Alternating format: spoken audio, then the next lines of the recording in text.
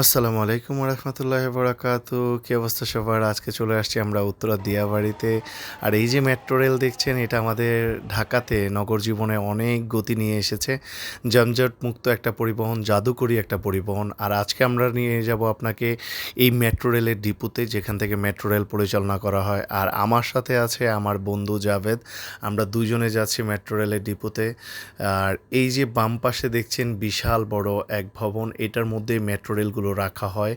আর এটা যেহেতু সংরক্ষিত এলাকা, চাইলে যে কেউ প্রবেশ করতে পারে না অনুমতি ছাড়া। এখান থেকে পাওয়ার সাপ্লাই, নিরাপত্তা বাহিনীদের প্রশিক্ষণ, কর্মীদের প্রশিক্ষণ সব কিছু এখান থেকে প্রোভাইড করা হয় এবং পুরো মেট্রো রেলটা এখান থেকে নিয়ন্ত্রণ করা হয়। তো আমার বন্ধু আর আমি এখানে আসার কারণ হচ্ছে, আমার বন্ধু এই মেট্রো রেলের পুরো সব ভবনে এসি সার্ভিসিং এবং এসি সাপ্লায়ার। শুধু এখানে না, পুরো বাংলাদেশে যে কোনো ইন্ডাস্ট্রিয়াল এবং বাসাবাড়িতে যে কোনো ধরনের এসি সার্ভিসিং এবং নতুন ওর কাছে পাবেন। তো আমি তার বিস্তারিত কমেন্টস বক্সে তার নাম্বার এবং ঠিকানা দিয়ে দিব, আপনারা চাইলে যে কেউ তার কাছ থেকে সার্ভিস নিতে পারেন। আর এই যে সামনে বিশাল এই শেটেই মেট্রো রেলগুলো ওয়াশ এবং সার্ভিসিং, সাপ্লায়ার এবং পুরো কন্ট্রোল এখান থেকে করা হয়। আর ওই যে দূরে দেখছেন সাদা ভবনটা, এখান থেকে পুরো বাংলাদেশের পাসপোর্টগুলো তৈরি করা হয়।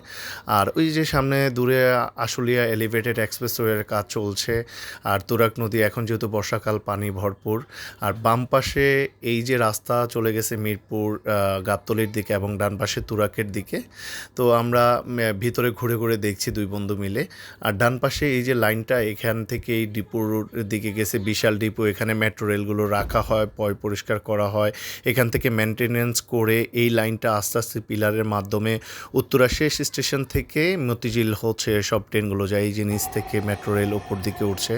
আর আমার একটা অনুরোধ থাকবে সবার প্রতি, এটা যেহেতু আমাদের ট্যাক্সের টাকা এবং আমাদের অর্থায়নে পাবলিক পরিবহন, যেহেতু আমরা এটাকে আমাদের নিজেদের মতো করে পরিষ্কার করে এবং সকল নিয়ম শৃঙ্খলা মেনেই ব্যবহার করব এবং এটার যত্ন নিব, যেন এটার থেকে আমরা দীর্ঘদিন সুবিধা পাই।